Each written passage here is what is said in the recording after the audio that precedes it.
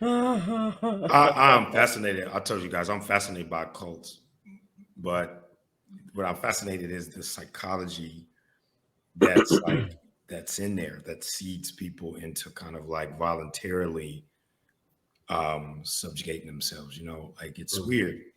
Um, I kind of put that in the ballpark of like prostitution in a sense, um, where it's. I know this is pretty difficult to follow, but the psychology of a pimp and a cult leader can't be that much different. No, I'm with you. Like the people that they indoctrinate into this cult are specific kinds of people. They caught them at the right time in their life with the right message, and it convinced them to make a big change. Now, the people that cults go after are typically, since they have their standards are like, you got to have money, like you got to bring something to the table. They don't just take anybody, right? You got to have some kind of value for sure. You couldn't be a serial cult hopper, which would be a funny mockumentary of that, like in 10 different cults. It's like, I'm just testing it out. Do it for a year, see what happens. Yeah, that's what I was going to say. How long do you get to spend? I think a year is enough to be like, I don't know, guys. That's the general gist of this. I like my own cult better. Is there, what's that cult offering that we're not offering? We'll match it. We'll match it, getting a bit of more competitive cult. Man, the loose cannons in those cults are the children who are born of the people who've joined, right? Because your mind is, your mind, you can whatever, but you have kids and, they try from birth, but maybe, a lot of times, your kids may not be of that same mind. And they, that there's that little glimmer of whatever. Like, Antoine, I just watched that, what is it? Keep Sweet and Obey. Yeah. So that's Keep Sweet and Obey. So that made me think about it. I was, it was the children. There were none of these were adults who were, these are people born into. And the children are they're I agree with you. That's what makes it hard everything is fun and games until they start having children or they start grabbing children, snatching them up. That's when it starts becoming okay. It's no longer funny, right? Like, it's sad when you meet children in cults or was kidnapped and transferred into these cults. I have a thing for that, but yeah, I agree. See, so what they should do is like they put their kids out and let them like be raised in some area, and then if the kid grows up and they want to join, then that's a fair process. What does that mean? No. I mean, I know it sounds terrible, but I put them in the woods. Once they turn 3, they gotta go. Bust to the city and gotta figure it out. I don't know what to do. I don't know. I'm just trying to think of a way that children have a fair shot at joining this thing like the adult does, right? For the most part, but that's not. They don't. I know that's not how it works. I know that's not how it works. I know. Especially because they always like it's not like they can just like send them off to a relative's house because they always cut off their family. Yep. Right. It's never like so. There's literally no option for these kids. No option. And that's suffocating to be a child and that remote and that cut off. It's terrifying to me. So But I still hold the belief, and I think cults will always be around. I believe that. But the way that they look, the way that they're built, I think is gonna change for sure. Because it's so hard to control what people know these days. You just can't, with the internet being so easily accessible, available. There's just too much information. People have questions, and there's only so long you can be like, "Don't worry your little head about that. We'll take care of you." There's only so long you can say things like that for people. But I also think the availability of information on people is easier too. So it's easier to hold somebody. Think of cancel culture, right? So not all the people in those powerful positions. Imagine if let's say Scientology came after you, or a Christian church came after you, but they had all this information, all your posts, all your texts, all the stuff that could kind of incriminate you. And I think going back to that prostitution hook and all that, that's where that mind goes. Do I bend and kind of keep what I think outside views of me protected, but I'm kind of manipulated into this cult? And I see that happening even in politics. I mean, I literally think the first digital cult was QAnon. I'm going to go out and say that. People are going to be pissed. Hopefully not. But I watched the documentary, and the whole thing was like an anonymous leader who turned in the perfect opportunity. He created this digital cult with people that followed this certain value system, certain ideology. They were doing crazy things for a person they ain't even met because of what they think he's associated to or aligned with, right? Like, so it is harder to, hopefully an educated person to try to lie to them, but it's also a bigger net that they can cast in the world to catch people who, may not be bumping into a lot of those different thoughts, which is kind of the reason why I like living in a big metropolitan city. You hear so much diversity of thought. Yeah. And you go anywhere remote, the ideal pool dramatically decreases, and they typically become the same polarizing different ideas. But in a city like Houston, these big coastal cities with about millions of people, there's hundreds of different ideas and ideologies, and you're exposed to that, kind of lets you go, yeah, that sounds ridiculous, or, oh no, that really sounds ridiculous. But if you're in a remote area, you don't have any competing ideas to compare. No family, it's over. That reminds me of the story I just read just a little bit earlier today about that Texas lawmaker. Let me share. I'll try to summarize the story here. Make your business boom. No. So apparently in Texas, they passed a law that says all public schools need to have a sign that says the national motto. If you asked me what the national motto was of America, I probably would fail. But apparently it needs to say these words and have the flag and like nothing else on it, right? And apparently people have been sort of taking this and saying, well, you didn't say what language needed to be in. So people have been making the sign in like Arabic and Hindi and Klingon, or people have been where's the picture? There should be another picture. And I thought that they restricted that you couldn't have any other flags. So for example, you couldn't have any you couldn't have the gay pride flag, you couldn't have a Black Lives Matter flag.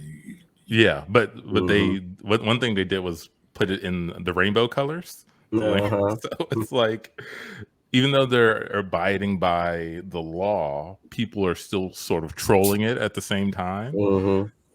To me, forcing people to have a sign like this is like a little culty. To me, it's kind of culty. For sure. Like, you have to have a sign that says for sure trust. Exactly. But people, it goes back to that values, right? Like that's why, like, why our politics are so divided is because they have been so shaped into their value system that now it does come off propagandy and culty. Like, to have a God we trust sign, that's the only thing you can have in your school. What educational value does that give? Honestly, right? If I'm an American, but why does that have to be mandated? It's not like kids are questioning if God trusts them or if they have trust, and that's going to help. That's going to help, education. don't get me wrong. I know it is a very conservative. It has to be a conservative regulation because it's divisive in nature, right? I think you talking about the Arabic one. I saw that they made the guy take it down because it was in Arabic, right? Which implies that, and the guy, I think the article's guy was saying, you can't have too much God. Why can't I have more God? Why can't I have this kind of God? Right. That in essence goes against the freedom of expression, freedom of speech, freedom of all the stuff that when you start eliminating things and taking away things, it immediately starts to get culty. When you can only wear white to school, right? That's culty, right? Or you can only. You guys couldn't see the other tabs. I'm sorry. No, I couldn't see it. But it's it's super culty to me. Did you see this? What's offensive about that, right? Like the only offensive things you can come up with is I don't know what that truly means if you don't understand how to read it. But does it imply? But it says the same thing, has the same flags. Has the same thing, has same flags. But same word, same flags. Yeah. But people feel, and I'll give you another example of why this is culty, but it's a nationalistic culty thing. But if you go out of the country, I've seen this. I've gone to Mexico, and I've seen Americans get upset in Mexico because they can't find somebody who speaks English. My Lord. Like, this is the world's simplest. Everyone speaks English, not really. And you're in Mexico. You're not a citizen. If you got arrested by the Mexican federales, your ass would be in jail, and they would not give you the American Constitution. So, but there's a I don't know what you want to call it, man. It's a culty-esque value system, and governance that I don't know, man. It's just weird, and I think that's why people are so susceptible to it. What does that say? Does it mean prayer is coming back in school? Did prayer ever leave? Yes, it did. Mandated prayer left, but I think it's going to come mandated. I saw some Mississippi. They're trying to bring back corporal punishment. I heard that. With parent permission. In the day and age when so many sadist and sick people are being exposed on a daily basis for predatory in nature schools and everything. In school, and you can bring that back. So people, racism. The cop kneeled on a man's neck and killed him. And now 2020 and now you want to bring back the ability no we that's probably really different for teachers. We cut to a PTA meeting. So I'm just gonna say it. I'm a bit disappointed in how our teachers are treating our students, especially my kid. I ask my kid every day, did your teacher spank you? Did you get slapped in the face? Did they choke you out? Did they do anything? He says no. I'm like, whoa. I know you're acting up in class. And they're not doing anything. Now, what are we paying for? Mr. Antoine, I'm gonna have to ask you to kind of cease with those types of comments. As you know, this is a school that is designed for the enhancement and the educational advancement of all students here. When we have any type of behavioral or discipline problems with any of our students, we try the conversation method. Children should be talked to and given tools to make. Excuse me. I'm sorry, ma'am. I just want to speak up. My name is Daniel Johnson. I work for the Houston Police Department, and I wanted to say that when are they going to start letting the teachers carry guns in school so that whenever the student is getting a little fresh with them, in the streets, once we pull that thing out, things tend to correct themselves. You know what I'm saying? And it ain't nothing wrong with a little pistol whipping here and now. And Okay, Officer Johnson, knock some sense into these kids. Officer let me ask you Johnson, this, teacher: how are you knocking sense into these kids? I'll let you speak. We're not knocking sense into your children. You're damn right. No wonder my kid is failing. No, test scores are definitely dropping. They're down. Y'all have it all wrong. These students don't need to be bullied and beaten and badgered in order to learn and perform. They can do so in a loving, kind, nurturing environment, which is what we're committed to providing for your children. The streets don't love them. That's true. The streets is going to knock some sense up into their ass. All right. Just like I have to do every single day. Exactly. That's what you're saying. Like, you're not preparing them for the real world, is what I'm hearing.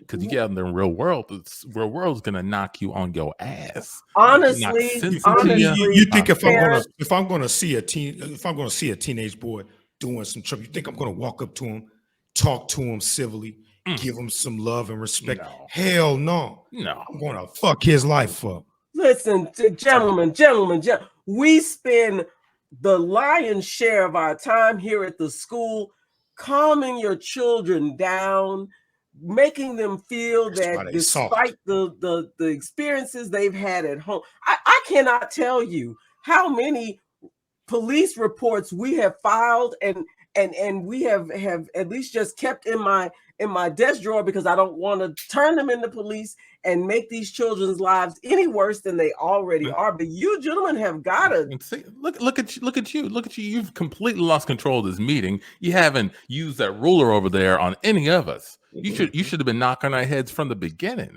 Now you've lost complete control. I'm standing on the desk right now. I'm a grown man. I'm standing on the desk right now too. I got both my guns withdrawn right now. This is in a school.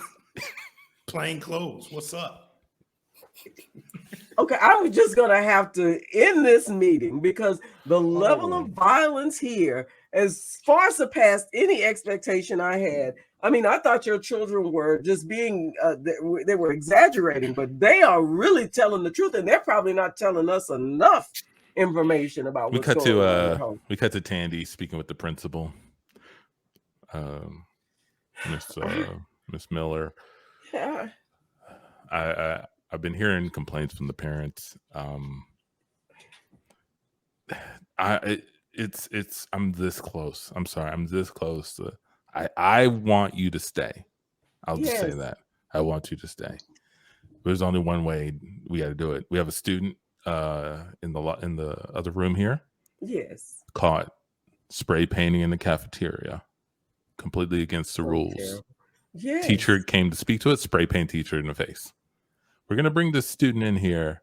I want you to take that paddle on the wall that was donated by the parents. I want you to use on the student. If you can't do that, then I can't. There's nothing else I can do. We've already told the student about this. He's been informed. He's consented. The parent has consented. Everything is completely above board here. You just have to paddle this kid. And like not like a light paddle either, like you mean it. Like you got to knock some sense into him.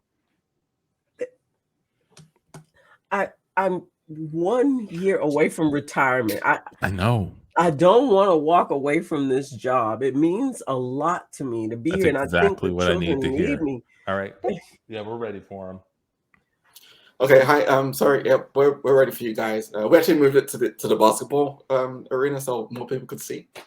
Yeah, I think that's good. I think that's good. People need to know that you mean business now. So we're gonna go ahead and bring it to the to the gymnasium. We're gonna set up the microphones so they can hear every hit. We're gonna set it up for you. If you have anything to say to the student while you're paddling, set up wait for a second. Student. I'm sorry. I'm sorry. I'm late. I want you to wear this dark robe.